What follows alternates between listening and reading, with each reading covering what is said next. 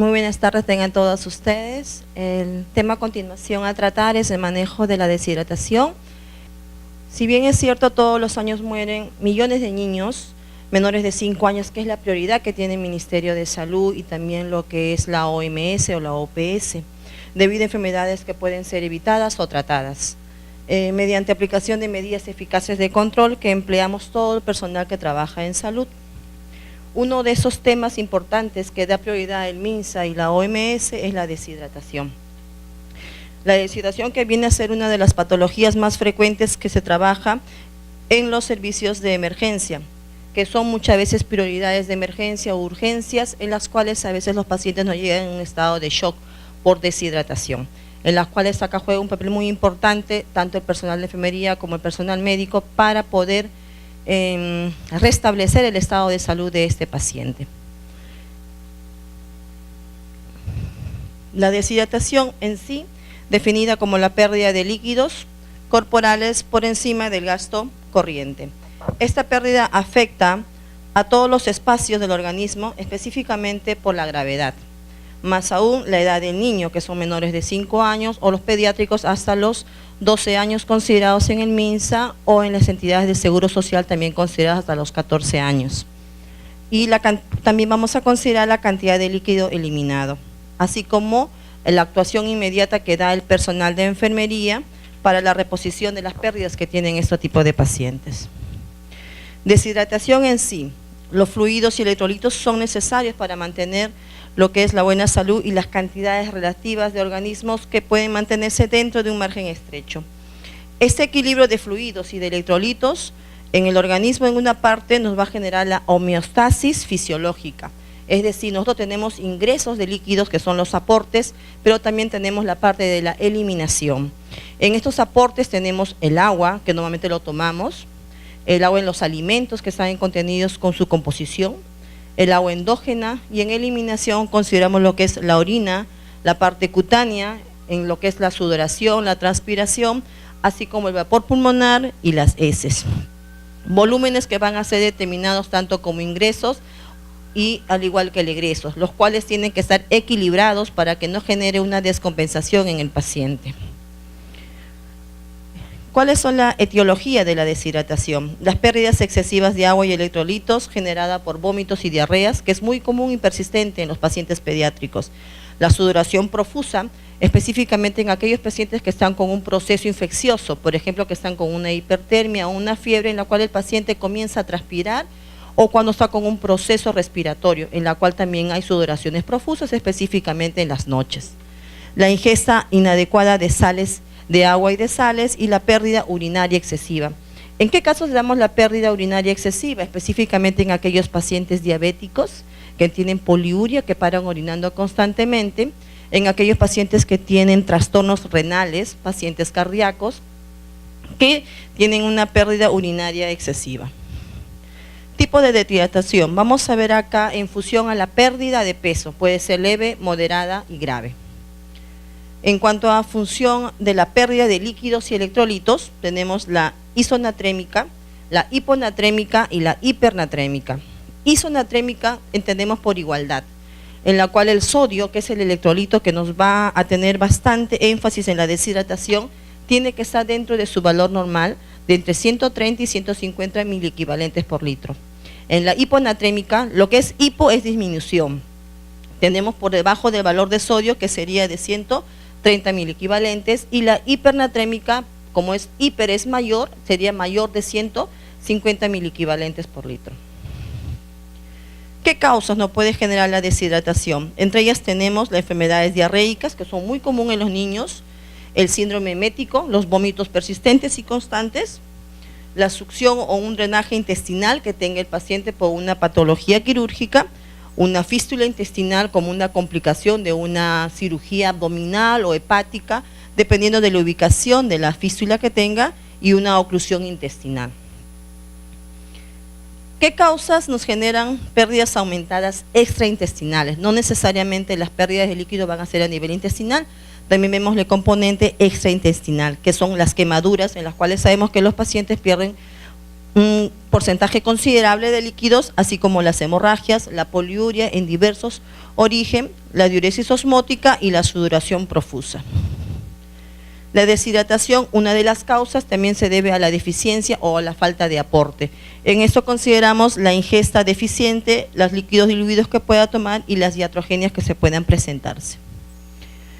¿Qué misceláneas tenemos en deshidratación? Condiciones patológicas como la fiebre, la patología respiratoria, lo que referíamos en antes, también el uso de diuréticos, de órganos fosforados en intoxicaciones que se van a tratar el día de mañana, las enfermedades endocrinas por enfermedad de Cushing y la hiperaldosteronismo, que es una enfermedad específicamente hormonales, y las condiciones especiales que son cirugías y el uso de la anestesia en procedimientos quirúrgicos que se vayan a realizar en el paciente.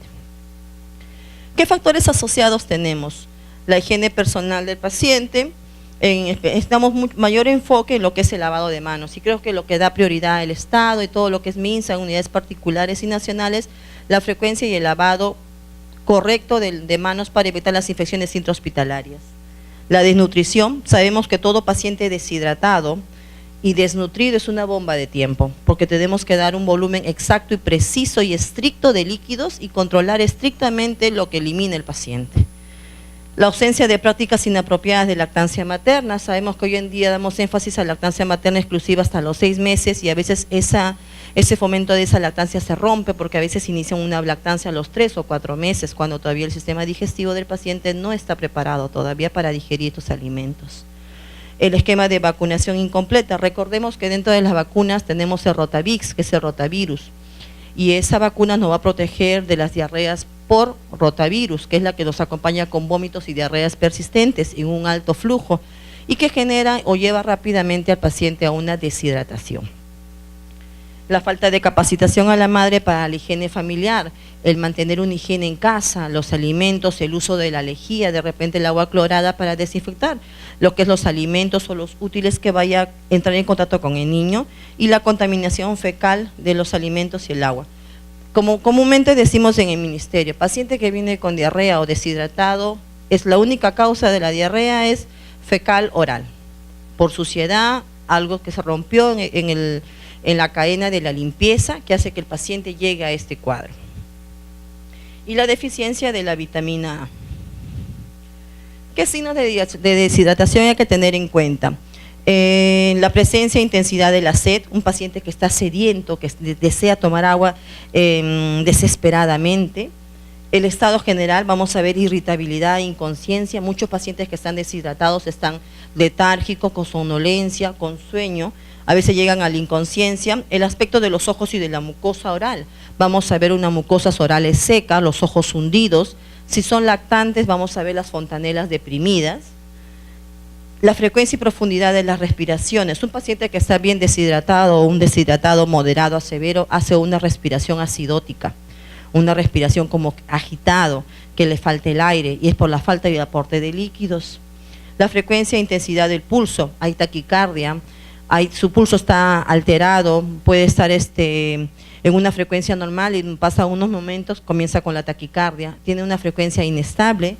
En cuanto a los latidos cardíacos, el tiempo de llenado capilar, el llenado capilar es lento por falta de volumen, porque lo está perdiendo en la deshidratación, así como la tensión de las fontanelas, lo que referíamos de los lactantes. Lo primero que cogemos en un paciente lactante es, tocamos la fontanela. Si la fontanela anterior está deprimida, es un paciente que está deshidratado. Lo contrario, es una fontanela, está abombada, ya nos indica otra patología que se tiene que tratar inmediatamente en el paciente. Y la turgencia de la piel, lo referente a los signos del pliegue que se tiene que evaluar en el estado de hidratación del paciente.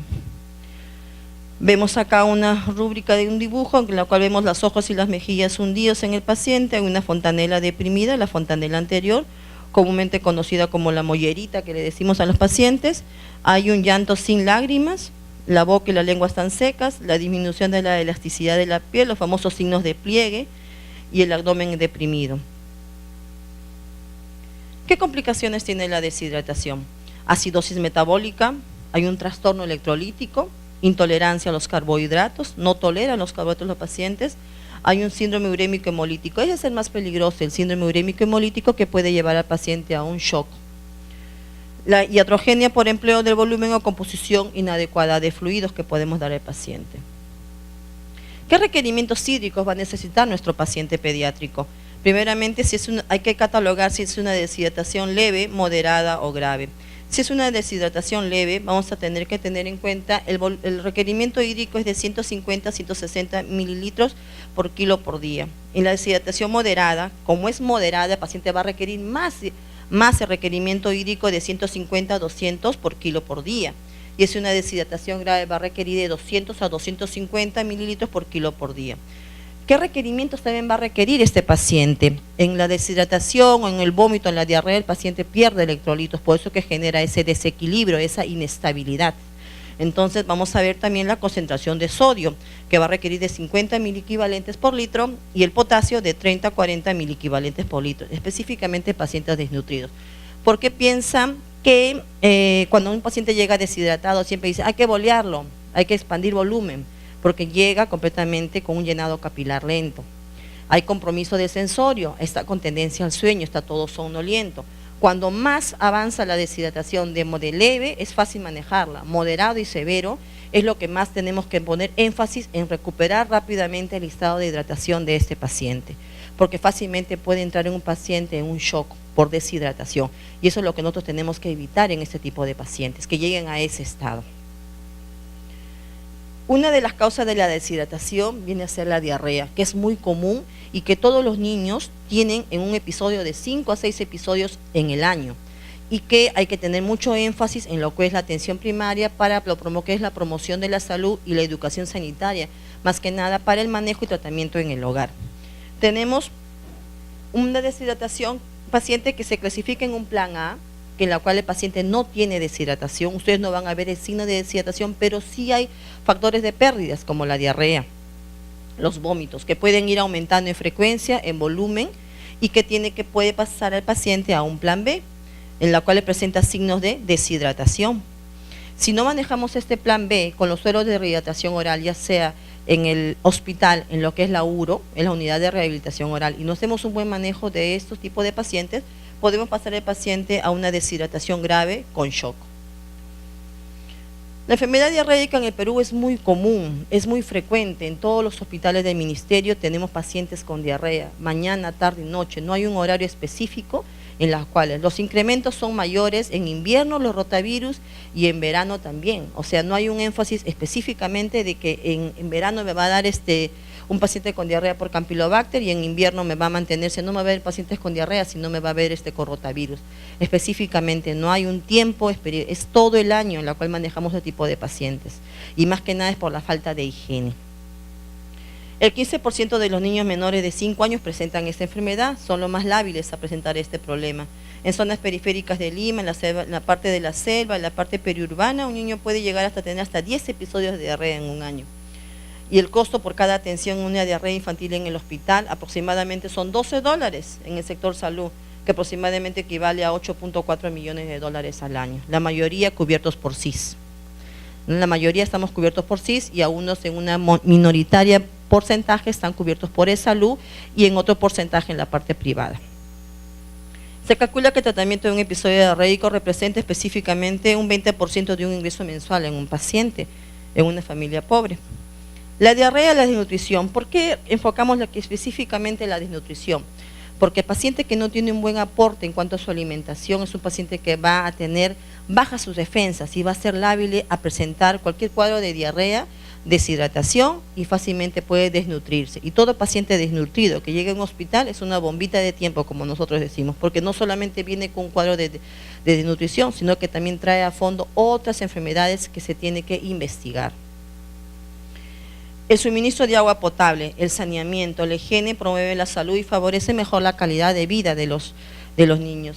Su falta ocasiona la principal causa, la diarrea, específicamente menores de 2 años. Para los niños menores de 5 años con acceso al agua segura significa una reducción de la prevalencia de la desnutrición. ¿Qué evaluamos en un paciente con deshidratación? Variamos si es leve, moderada o grave.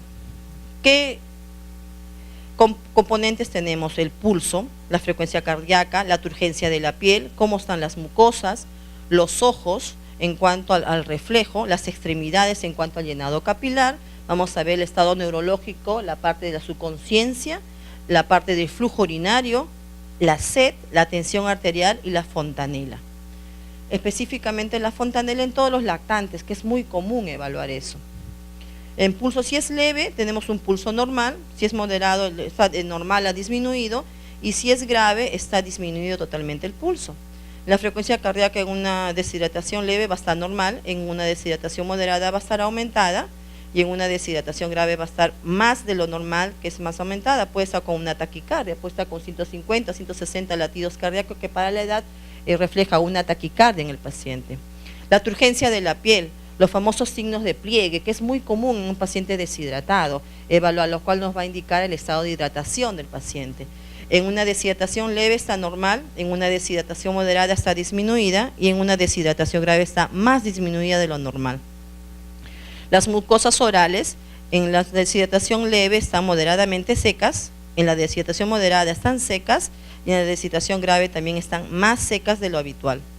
Los ojos, ¿cómo están? Están normal, están sobresalidos, hundidos, y en la deshidratación severa están más hundidos, ustedes van a ver todo como ojeras, todo decaído el paciente.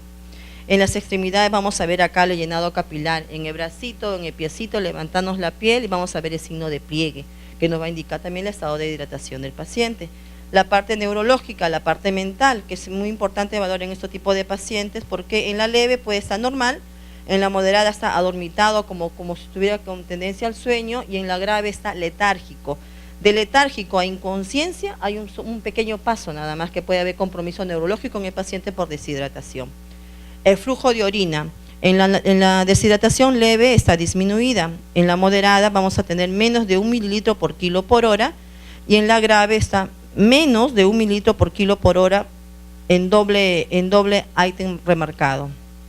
En cuanto a la sed, va a estar en la deshidratación leve aumentada, en la moderada también va a estar aumentada, y en la grave va a estar muy aumentada. El paciente está muy sediento, está desesperado por tomar agua, demasiadamente deshidratado. La tensión arterial, en la deshidratación leve tenemos normal, en la moderada también está normal, y en la grave también está disminuida. Y la fontanela, bueno, en los lactantes, en la leve está normal, en la moderada está deprimida, y en la grave también está más deprimida o hundida, como se dice en la fontanela anterior.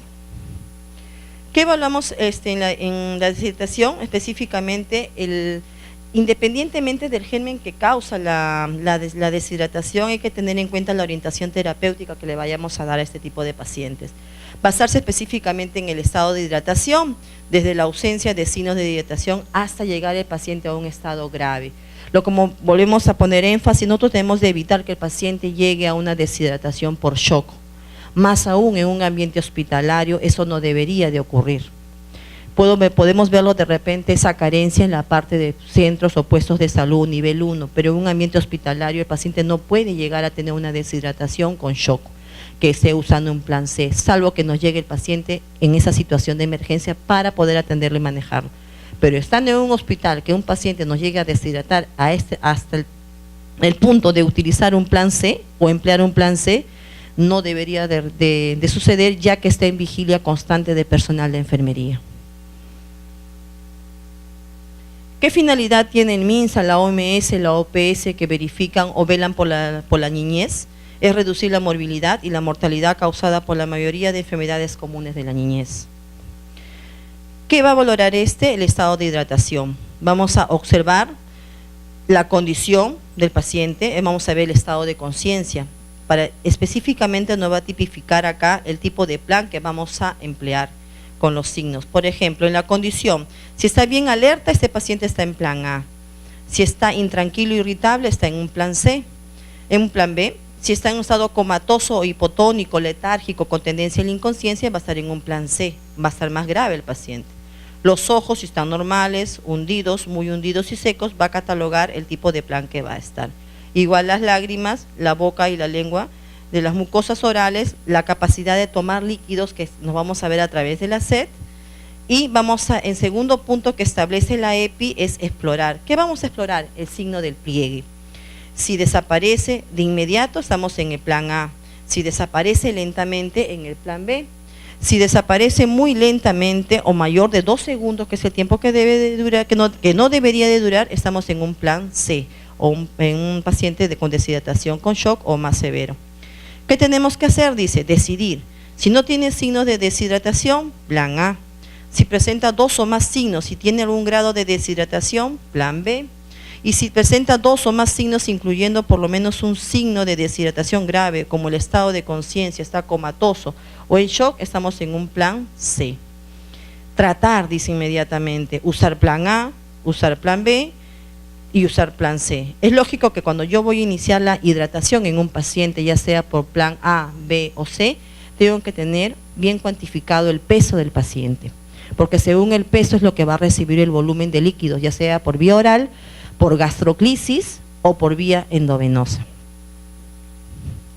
Identificar la presencia de otros problemas importantes. Hay que también verificar al paciente en una valoración integral que se le va a hacer, ver si tiene o ha tenido disentería. Actualmente hay diarrea persistente, hay signos de desnutrición, infecciones respiratorias agudas actualmente como cuadros de neumonía que pueden estar encubiertos, otras enfermedades prevalentes en la infancia como malaria en zonas endémicas, anemia, maltrato y estado de vacunación. Se debe reconocer que el niño, en uno o más de los signos y síntomas que indican presencia de complicaciones. ¿Qué síntomas vamos a evaluar en estos niños? La capacidad de poder tomar líquidos y que pueda beber o comer. Si vemos que come y lo vomita todo, si de repente estando tolerando su suero de rehidratación oral comienza a convulsionar, de repente está en un estado letárgico, con sueño o inconsciente, o muestra ausencia o disminución de ruidos intestinales, que nos reflejan, por ejemplo, un hilio paralítico. Yo tengo entendido que en un paciente con un hilio paralítico o con un abdomen recontra distendido, yo no le puedo sobrecargar más líquidos por vía oral, porque ese paciente por lógica me va a vomitar y va a desequilibrarse su estado de hidratación y por lo tanto ese paciente me va a conllevar a hidratarlo ya por vía endovenosa. Según la deshidratación usamos los planes A, B o C recomendados por la OMS. En un plan A el paciente no tiene deshidratación, por eso es un manejo en el hogar, en la casa. Ahí comienza la educación sanitaria a los padres, a la madre que va a estar en contacto frecuente con el niño para que le comience a dar sus suero de rehidratación oral, en qué volumen, cada qué tiempo, cómo tiene que reponer las pérdidas y cuándo tiene que venir a su control. Y que también tiene que aprender a reconocer los signos y síntomas de alarma para que ella pueda acudir a un hospital, no es necesariamente esperar hasta el día de su control médico. En el plan B, el paciente ya tiene signos de deshidratación y en el plan C, el niño está con una deshidratación severa o con signos de shock. Tratamiento. En el plan A, prevenir la deshidratación mediante el manejo de niños, manejar la diarrea específicamente en el hogar y debe ser evaluado antes el paciente. ¿Qué tiene que hacerse? Evaluar si tiene los siguientes signos y síntomas. No tiene suficientes signos para ser considerado plan B o C, iniciamos el plan A en este paciente. Específicamente tratar la diarrea en la casa, aumentar la ingesta de líquidos y su control a los 5 días. La madre debe de regresar siempre en cuando reconozca signos de peligro o de alarma, como son que no puede beber o tomar agua o no puede lactar, o lo vomita todo, presenta convulsiones, está letárgico, inconsciente, o el paciente está empeorando, aparece o continúa con fiebre, presenta sangre en las heces o heces líquidas abundantes. De repente ya no es poca cantidad, sino son más volumen y más frecuencia, que hace que ella tampoco pueda reponerle rápidamente esas pérdidas que tiene el paciente. Entonces ya es candidato a que el paciente pueda ser evaluado para que pase a un plan B. El plan B, tenemos que reconocer algunos signos y síntomas para catalogar al paciente en este rubro, que está intranquilo, irritable, tiene la mucosa, la boca y la lengua secas, el bebé va a tomar agua ávidamente, desesperadamente, está sediento el niño. Los ojos están hundidos y tiene signos de pliegue cutáneo. El tratamiento de un plan B va a ser de 2 a 4 horas. En el plan B es lo que trabajamos nosotros en el MINSA con los famosos, en las famosas UROS, la unidad de rehidratación oral. Acá se tiene que trabajar conjuntamente con la mamá y se tiene que explicar a la mamá que tiene que tener la paciencia suficiente para poder lograr hidratar a su niño. Porque acá se va a tener que dar el suero de rehidratación oral con cucharita, no en biberón, no a la fuerza. Acá se trabaja mucho con la paciencia de la persona que va a ayudar en el tratamiento del niño. porque va a depender mucho de la paciencia de la madre para que el niño pueda tolerar. Recordemos que el niño va a estar irritable, va a estar fastidiado, va a querer tomar el líquido desesperadamente, pero a la vez como quiere tomar rápido también lo bota. Entonces a veces la mamá pierde en esa paciencia y hay que estar controlando ese volumen de líquido que se va a dar al paciente. Luego de 4 horas se va a evaluar al paciente. Si persiste el vómito, si la vía oral está viable, iniciamos lo que es la tolerancia por vía oral, pero si la vía oral ya no es viable, es fallida, la otra opción es la gastroclisis, colocarle una zona nasogástrica hasta el estómago y comenzar a dar su suero de rehidratación oral por la gastroclisis. En un volumen de 10 a 20 gotas por kilo por minuto y una vez rehidratado pasar a plan A. Si vemos que el paciente tolera el suero de rehidratación oral, disminuye el volumen de las cámaras diarreicas, y el paciente después de 4 horas de haber estado en la uro, lo reevaluamos, ya no hay vómitos, las diarreas van espaciándose y en menor volumen, y el paciente cuando va a ser reevaluado puede pasar el paciente a un plan A. Y fomentamos acá la lactancia materna dependiendo de la edad del paciente. Si al cabo de 2 a 4 horas no se hidrata, el paciente empeora, hay un aumento de los vómitos, aumento del volumen y de las cámaras diarreicas, el paciente pasaría a un plan C. En este plan B administramos en 4 horas, como decíamos, ofrecer una solución oral en 100 mililitros por kilo o 25 mililitros por kilo hora. Eso no va a estipular el médico, pero siempre también tenemos que tener conocimiento y saber cómo sacan el volumen que va a tomar el niño en esas 4 horas que va a estar con nosotros en la uro. Se puede fraccionar en tomas de 20 o 30 minutos. A veces la mamá dice, ¿por qué tan seguido? ¿Por qué tan rápido? ¿Por qué acabo de terminar? ¿Voy a esperar tan poco tiempo? Es el tiempo en que tenemos que hidratar al paciente. La cosa es que el paciente llegue a tolerar. Si el paciente está nauseoso, paramos de dar el suero de hidratación oral, esperamos un tiempo prudencial y volvemos a reiniciar la vía oral. Recordemos que el paciente no se va a ir de alta ni se va a ir a su casa hasta que no tolere la vía oral, porque en su casa no solamente va a tolerar la vía oral, sino que también va a incluir sus alimentos habituales, y eso es lo que tenemos que llegar con este paciente para obtener su alta. No suspender la alimentación del seno materno, es lo que especifica para el fomento de la lactancia materna. En cuanto al plan B, el volumen de suero que se debe administrar de acuerdo a grupos etarios, hay que considerar acá la edad, la cantidad de suero oral que se tiene que dar después de cada evacuación, la cantidad de suero oral que se tiene que dar en el hogar. Por ejemplo, menores de 12 meses, de un año, el volumen a darse es de 50 a 100 mililitros. Específicamente en el hogar incluirá un sobre de suero de rehidratación oral por día. Recordemos que el suero de rehidratación oral solamente nos dura abierto 24 horas preparado, no más. De 1 a 10 años, de 100 a 200 de volumen que tengo que reponer, y son 2 sobres por día que tengo que tener en cuenta la cantidad de suero en el hogar. Y mayores de 10 años, todo lo que desee, específicamente pueden ser considerados 4 sobres al día. Porque el niño grande ya nos va a entender, conforme hablamos que es para su recuperación, él nos va a entender. No hay que llegar a ese estado en que un niño llegue todo deshidratado, que el papá tenga que sacudirlo para que nos responda o abra sus ojitos, hay apertura ocular. Es un paciente que está con una deshidratación en plan B, en plan C. Deshidratación grave o con shock. Esa es la más peligrosa que tenemos que aprender a manejarla. Los signos y síntomas: tenemos paciente está letárgico, con tendencia al sueño, no puede beber, los ojos están hundidos, hay signos de pliegue cutáneo. ¿Qué tratamiento? El plan C es tratar rápidamente por la vía endovenosa.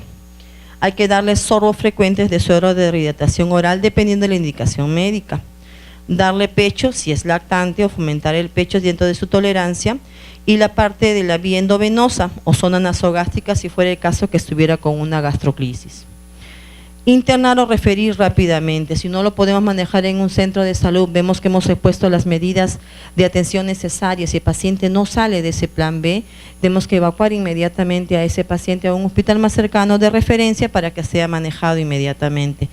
¿Cómo vamos a dar ese líquido endovenoso? Son 20 mililitros por kilo en 15 minutos a chorro, que es el cloruro de sodio. ¿Por qué cloruro de sodio? Porque el niño tiene signos de pliegue y el cloruro de sodio es un expansor de volumen. Entonces tenemos que expandir el volumen a nivel intracelular y vamos a comenzar a bolear al paciente con cloruro de sodio. Es 20 mililitros por kilo de peso. Si persiste, continuar con 100 mililitros por kilo de peso de solución puede ser de solución salina o de solución polielectrolítica. Comúnmente usamos en el hospital las polielectrolíticas o lactato de Ringer a 100 mililitros por kilo en 3 horas. Eso tiene un plan estratégico, es 100 mililitros por kilo en 3 horas, quiere decir que en la primera hora yo voy a administrar de 50 mililitros por kilo, en la segunda hora 25 mililitros por kilo y en la tercera hora 25 mililitros restantes por kilo, de manera que la suma de esas 3 horas nos llegue a 100 mililitros por kilo en 3 horas. Después de las de 3 horas voy a evaluar el paciente y voy a volver a clasificar para ver qué tipo de plan va a continuar este paciente, si voy a repetir el plan C o voy a pasar el paciente a un plan B o de repente a un plan A. Entonces yo tengo, después de 3 horas, tengo que reevaluar al paciente y reclasificar otra vez para ver qué plan voy a continuar con este paciente. En el tratamiento del paciente con o sin shock, la terapia endovenosa es rápida, es inmediatamente. En un paciente deshidratado severo, a veces es difícil encontrarle las venas. Hay que encontrar una vena de un buen calibre porque vamos a hidratar constantemente, vamos a tener que bolear. Bolear es pasar un cloruro con una jeringa de 20 o un equipo de venocrisis directamente a un goteo rápido. Y si tenemos unas venas muy delgadas, podemos romperlas con facilidad. Se puede extravasar fácilmente, entonces tenemos que tratar de encontrar en lo más posible una vena de un calibre grueso.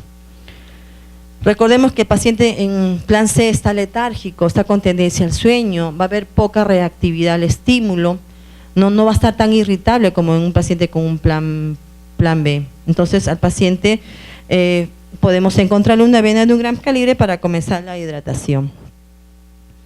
¿El paciente deshidratado se representa una emergencia? Sí. El plan C sí es considerado como una emergencia porque está con signos de shock este paciente. Administrar solución polielectrolítica. Si no se dispone de solución polielectrolítica, utilizar lactato de Ringer o solución salina normal, que ese es lo fisiológico. Debemos administrar la solución por vía endovenosa de 100 mililitros por kilo en un periodo de 3 horas. La misma regla, ¿no? La primera hora 50, la segunda hora 25 mililitros por kilo de peso y la tercera hora 25. De manera que en las 3 horas nos dan un volumen de 100 mililitros por kilo de peso. Luego evaluar y luego reclasificar o clasificar el plan que va a recibir el paciente. ¿Qué composición tiene la solución polielectrolítica? ¿Por qué empleamos solución polielectrolítica? Poli se refiere a varios electrolitos. Es un preparado químico especial que tiene glucosa, sodio, cloro, potasio, lactato y vemos la osmolaridad de esta solución.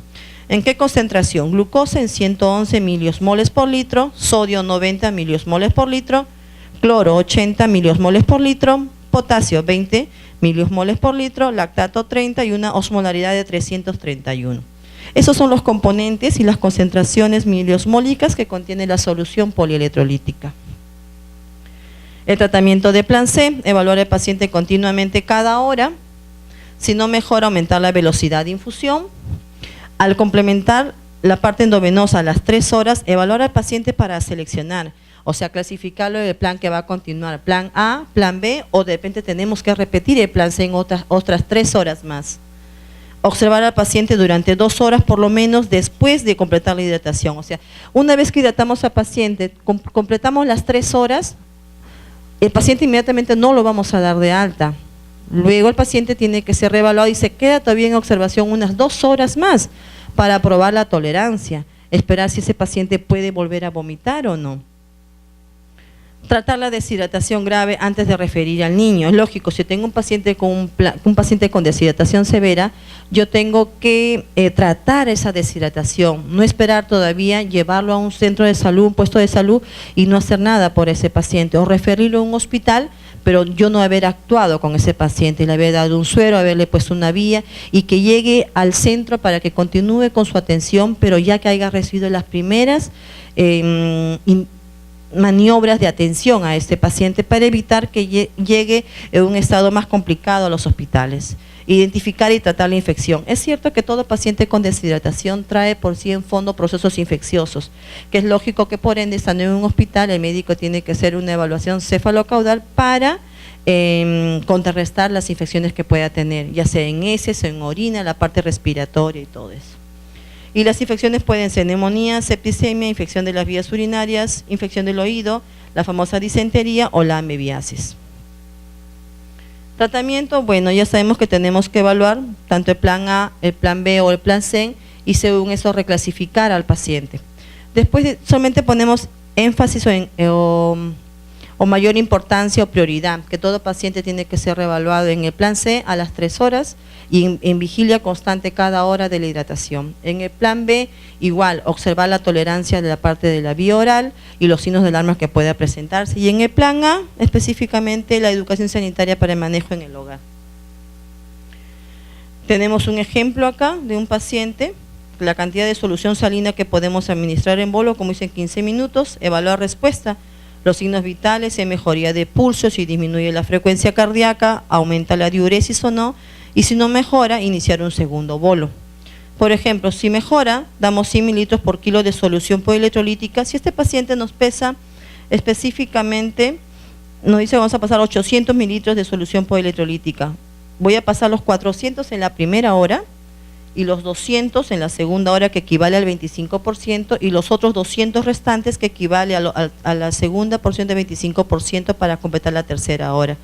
¿Qué voy a evaluar en el paciente? Si está hidratado, si tiene signos de pliegue, si sus funciones vitales están estables, y luego los líquidos de mantenimiento. Por eso decimos, todo paciente que está deshidratado, después que expandimos el volumen, le pasamos solución salina, luego pasamos a solución poelectrolítica, y luego de ahí el paciente continúa todavía con dextrosa más agregados, que son los electrolitos, para complementar el volumen que va a recibir. Muchos de los procesos infecciosos que nos conllevan a la deshidratación terminan a veces con antibióticos porque ingresan procesos infecciosos con leucocitos o reacciones inflamatorias positivas como rotavirus, campylobacter, dependiendo del germen que puedan hallar en el examen de heces, que es un complementario para poder recibir tratamiento de este paciente. En Campylobacter, que es muy común, el rotavirus, que es muy común, Campylobacter por aves, rotavirus, que es muy común en los niños, con vómitos y diarreas persistentes, que son fétidas y en gran volumen, y el antibiótico correspondiente para cada uno de ellos. Bueno, mayor énfasis en la lactancia materna. Después del plan C, reiniciar la lactancia materna si el paciente está dentro de la edad para que reciba la lactancia, y evaluación de los signos de alarma que pueda presentarse.